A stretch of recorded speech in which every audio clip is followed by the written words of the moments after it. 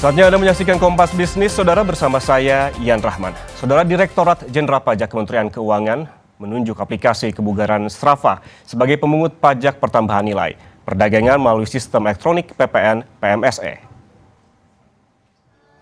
Dengan penunjukan ini, para pelari di Indonesia yang berlangganan layanan premium Strava akan dikenai PPN sebesar 11%. Kebijakan ini hanya berlaku bagi pengguna yang membeli layanan berbayar. Sementara itu, pengguna fitur gratis Strava tidak terdampak karena tidak melakukan transaksi yang menjadi objek PPN. Selain Strava, 6 perusahaan digital luar negeri lainnya yang ditunjuk DJP, ini merupakan perusahaan-perusahaan ini bergerak di berbagai sektor ekonomi digital, mulai dari layanan kebugaran, konten digital, pendidikan, hingga kecerdasan artifisial.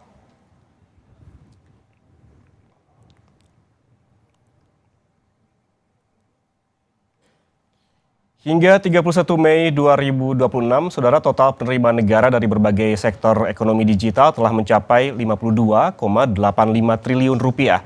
Angka ini mencerminkan semakin besarnya aktivitas ekonomi berbasis digital di Indonesia. Penerimaan PPN perdagangan melalui sistem elektronik atau PMSE masih menjadi yang terbesar dengan kontribusi 40,55 triliun rupiah. Penerimaan lainnya pada pajak fintech 4,98 triliun, pajak SIPP 5,26 triliun, dan pajak kripto 2,06 triliun rupiah. Dari total penerimaan, PPN perdagangan melalui sistem elektronik atau PMSE masih menjadi yang terbesar dengan kontribusi 40,55 triliun rupiah, sekitar 3/4 dari total penerimaan pajak ekonomi digital. Dari tahun ke tahun, PPN PMSE terus meningkat secara signifikan. Dari tahun 2020, setoran sekitar 731 miliar naik drastis pada 2025 jadi lebih dari 10 triliun rupiah. Besarnya kontribusi PPN PMSE ini menunjukkan tingginya transaksi masyarakat Indonesia pada berbagai layanan digital global, mulai dari aplikasi, perangkat lunak, layanan streaming, hingga platform berbasis kecerdasan buatan.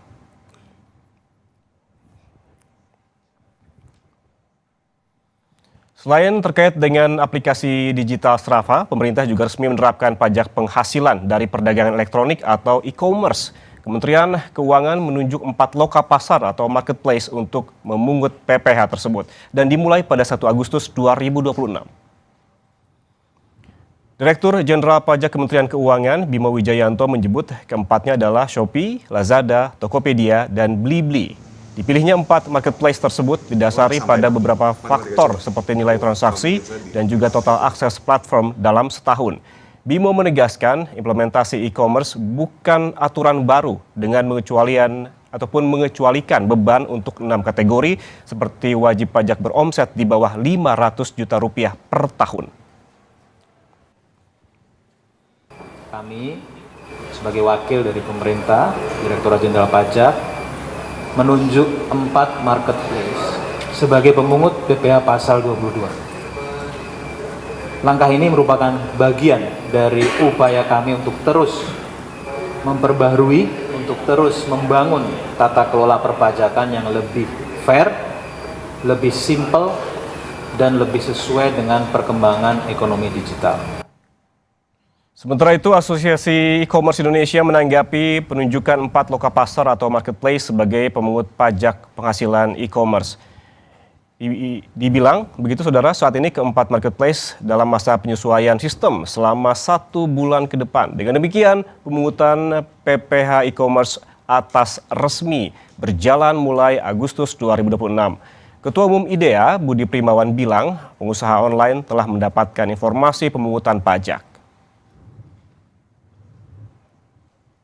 Kami menghormati kebijakan pemerintah sebagaimana diatur dalam PMK nomor 37 tahun 2025. Kami memahami bahwa kebijakan ini bukan merupakan pengenaan pajak baru, melainkan perubahan mekanisme administrasi perpajakan melalui marketplace. Fokus kami saat ini adalah memastikan implementasi dapat berjalan secara efektif, memberi kepastian hukum, serta minimalkan dampak operasional bagi marketplace maupun para seller. Soal pajak marketplace ini, warga pun memiliki pendapat yang berbeda-beda. Ada yang setuju dan ada juga yang tidak setuju dengan beragam alasan. Ya, karena ya lumayan merugikan juga nggak sih kalau dikenalin pajak kayak gitu, apalagi jangka waktunya terlalu mendadak juga ya.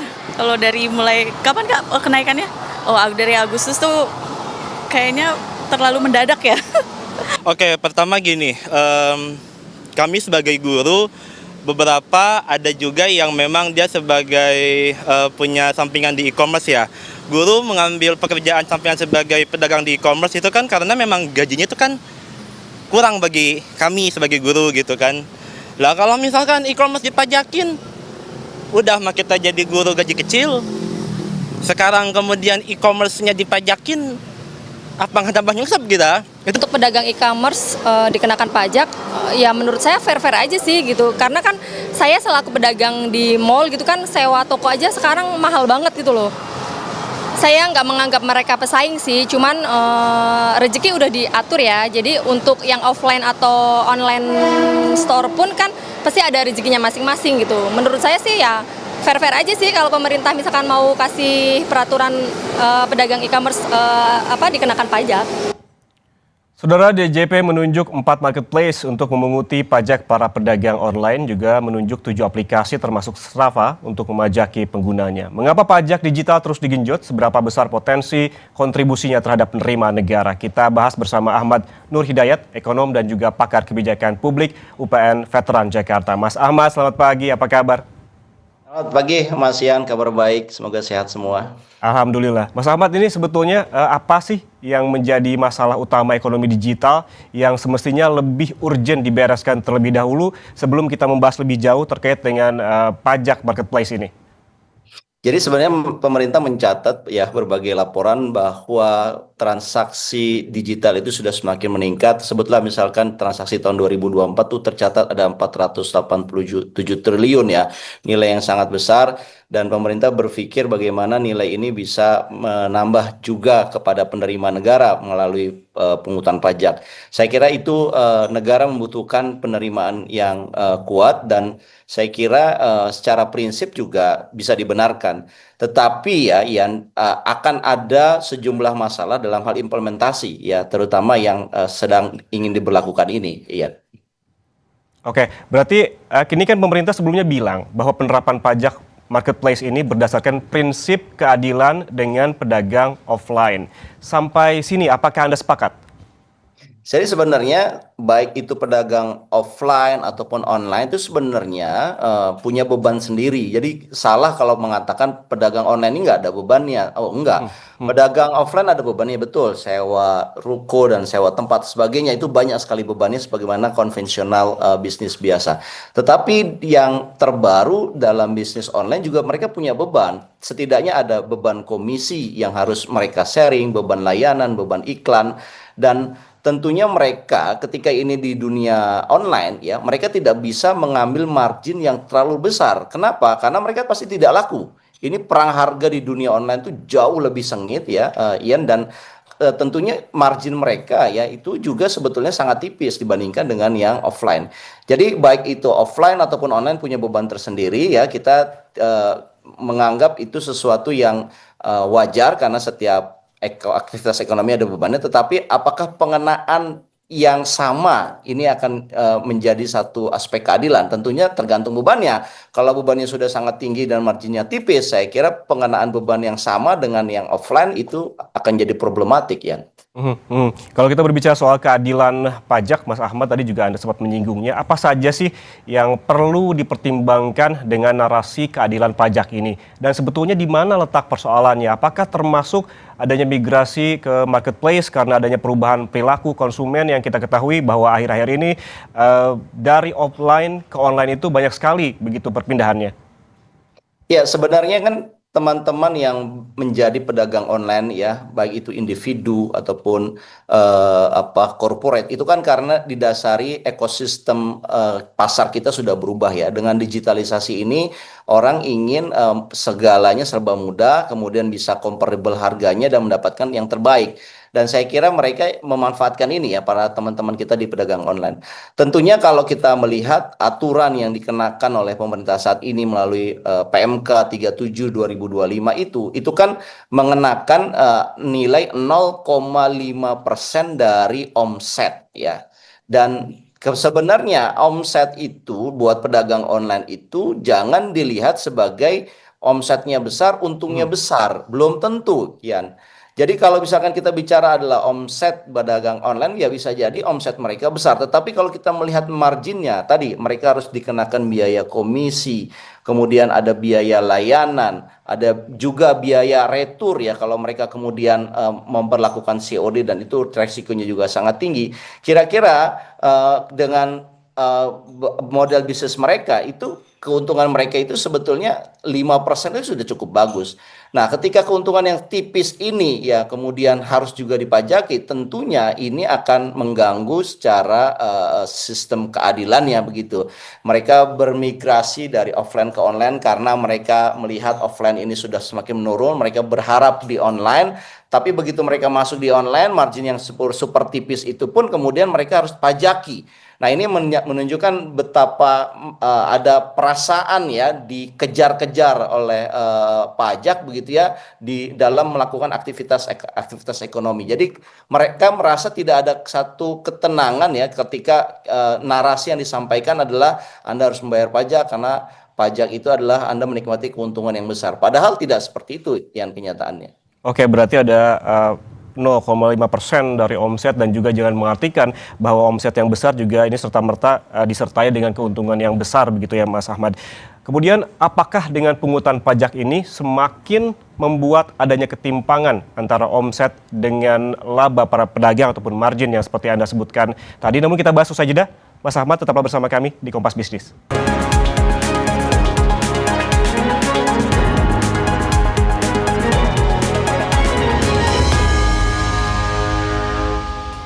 Saudara, DJP menunjuk 4 marketplace untuk memunguti pajak para pedagang online, juga menunjuk 7 aplikasi termasuk Strava untuk memajaki penggunanya. Kita kembali bahas bersama Ahmad Nur Hidayat, ekonom dan juga pakar kebijakan publik UPN Veteran Jakarta. Mas Ahmad, kita tadi sempat membahas terkait dengan omset begitu. Apakah dengan pungutan pajak marketplace semakin membuat adanya ketimpangan antara omset dengan laba para pedagang? Karena kan pedagang kecil juga harus berjibaku dengan algoritma dan juga dan lain-lain.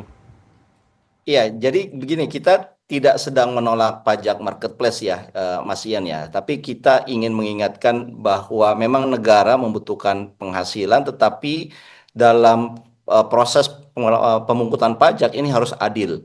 Pemerintah harus hati-hati ya. UMKM digital itu tidak bisa ya sama diperlakukan seperti halnya UMKM yang non digital gitu ya. Apalagi menganggap bahwa semua omset adalah laba. Itu sesuatu yang keliru ya.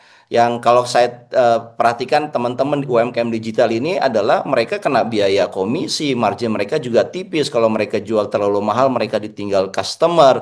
Belum lagi ada perang iklan, perang harga ya, ongkos logistik juga.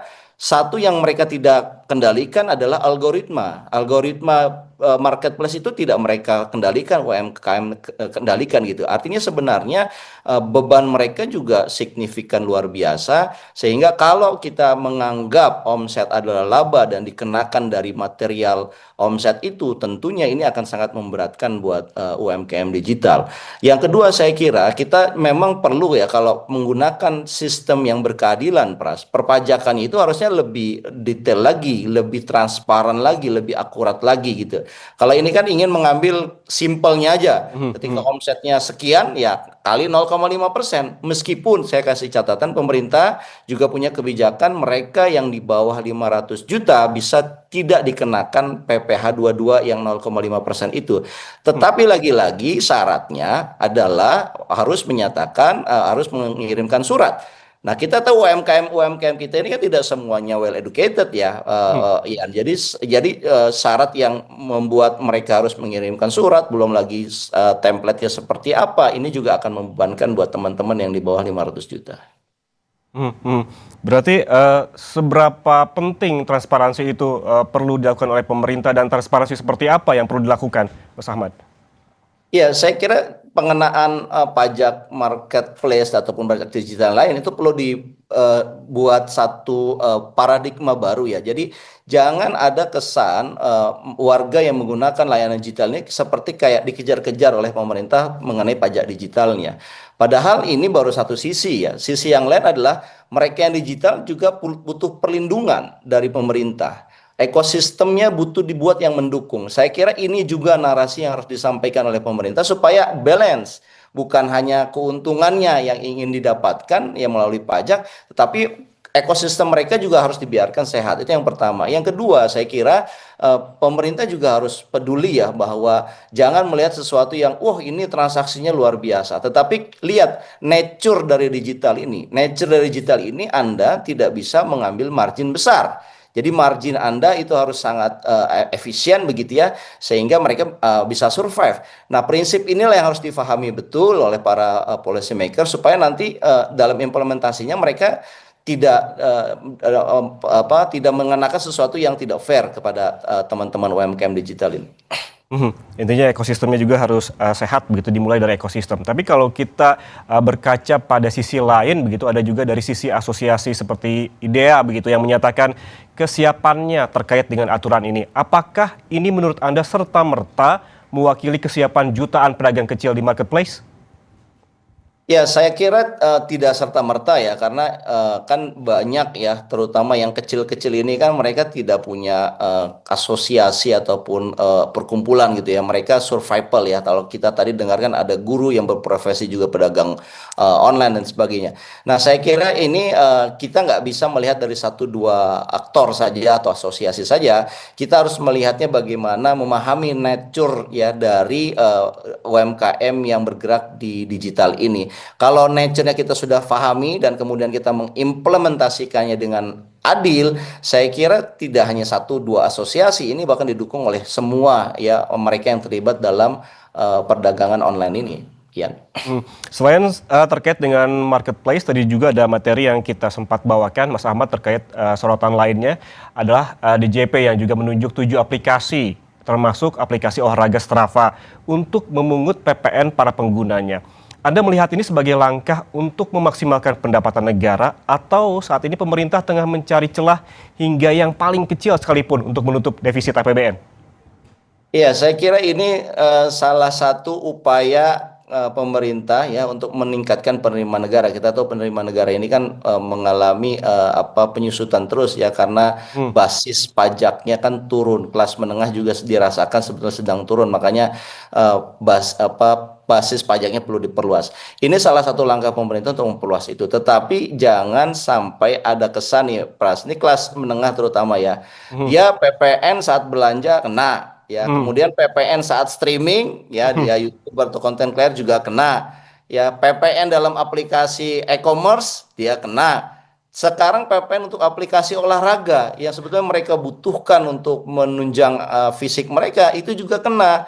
Jadi meskipun ini kecil-kecil tapi ini dampaknya jadi berat juga kalau diakumulasikan.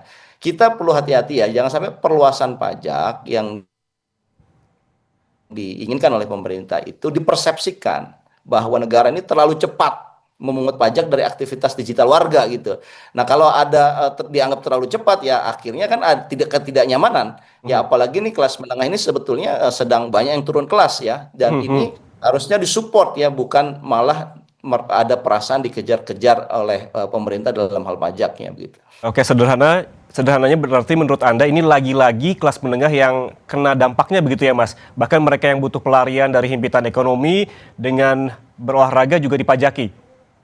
Itu yang jadi ada kesan seperti itu. Padahal kan sebenarnya ya meskipun yang diambil adalah yang berlangganan, yang premium begitulah ya. Tetapi kalau langganannya 100.000 katanya kena PPN-nya 11%, itu kan udah 100.000, 11.000 gitu. Dan ini kan satu orang kalau diakumulasi ini sangat banyak ya. Dan bisa nggak kemudian kita juga memastikan ya pajak-pajak yang diambil itu juga bukan berarti ingin mengganggu aktivitas digital dari masyarakat, tapi juga harus dikasih juga ada perlindungan dong terhadap berbagai aktivitas digital masyarakat. Jangan sampai pajaknya diambil, tapi perlindungan datanya, ya datanya terekspos di luar, dimanfaatkan, dijual beli oleh aplikasi, itu juga tidak mendapatkan perlindungan. Jadi saya kira kita harus balance juga, Pras, antara mengambil pajak dan membuat ekosistem yang sehat. Oke, harus seimbang antara pajak dan juga pelindungan data begitu dari para penggunanya. Tapi kalau kita berbicara soal data, ini Mas Ahmad, hingga 31 Mei 2026, tadi juga sempat ditampilkan melalui grafis, ada total penerimaan negara dari berbagai sektor ekonomi digital telah mencapai 52,85 triliun rupiah. Apakah angka ini mencerminkan semakin besarnya aktivitas ekonomi berbasis digital di Indonesia yang hendak dimaksimalkan oleh pemerintah menurut Anda? Ya, saya kira ini sinyal bahwa ini diambil dari masyarakat ya sangat kental sekali ya. Jadi ini dianggap memang aktivitas digital kelas menengah semakin tinggi, sehingga penerimaan dari aktivitas digital pun diharapkan semakin naik lagi ya. 52 triliun itu kan angka yang besar. Nah, tetapi saya ingin menyampaikan pandangan bahwa kalau perluasan pajak, basis pajak ataupun nominal pajaknya hanya diambil dari kelas menengah, ini akan sangat berbahaya, Pras. Kenapa? Kalau kelas menengahnya sedang baik-baik saja atau sedang tumbuh, is okay. Tapi kalau kelas menengahnya sedang turun kelas dan terus diambil celahnya, baik yang offline, dikejar yang online, digital yang lain, ini akan memberatkan. Sehingga policy makers dalam hal ini adalah fiscal authority harus berpikir cara lain. Bisa nggak pemerintah mendapatkan penerimaan negara, tapi tidak menggunakan basis pajaknya adalah kelas menengah yang Apa misalnya, Mas? Ya banyak caranya. Saya pernah menulis satu kajian, misalkan kita punya Indonesia ini letak strategisnya adalah di kawasan Selat Malaka. Selat Malaka itu lalu lintas perdagangannya luar biasa. Saya mencatat hampir sekitar 3.000 kapal ya setiap hari yang lewat di situ. Resikonya tinggi di situ, bisa kemudian kita mengenakan pajak resiko untuk kapal-kapal yang berlalu lintas di perairan kita, karena ada resiko keselamatan dan lingkungan di situ. Nah, itu kan tidak mengenakan kelas menengah. Itu bisa dipajakin. Saya pernah buat simulasinya, kita bisa mendapatkan nilai yang sama, 52 triliun, kalau kita mendapatkan satu diplomasi dagang yang cukup baik ya, tentunya tidak hanya Indonesia bersama dengan Singapura dan Malaysia. Lagi-lagi kita dapat sejumlah yang sama, bahkan bisa lebih besar tanpa membebankan kelas menengah kita, Pras. Ian. Oke, artinya jangan pajak selalu diambil dari kelas menengah. Bahkan kita ketahui dari data begitu kelas menengah yang makin turun bahkan ke rentan miskin begitu jumlahnya. Dan ada beberapa rekomendasi terkait dengan pendapatan yang tidak selalu diambil dari kelas menengah. Salah satunya terkait dengan pajak risiko kapal. Terima kasih Ahmad Nur Hidayat, ekonom dan juga pakar kebijakan publik UPN Veteran Jakarta, atas penjelasannya bersama kami di Kompas Bisnis. Sehat selalu, Mas. Sehat selalu. Terima kasih, Ian. Terima kasih.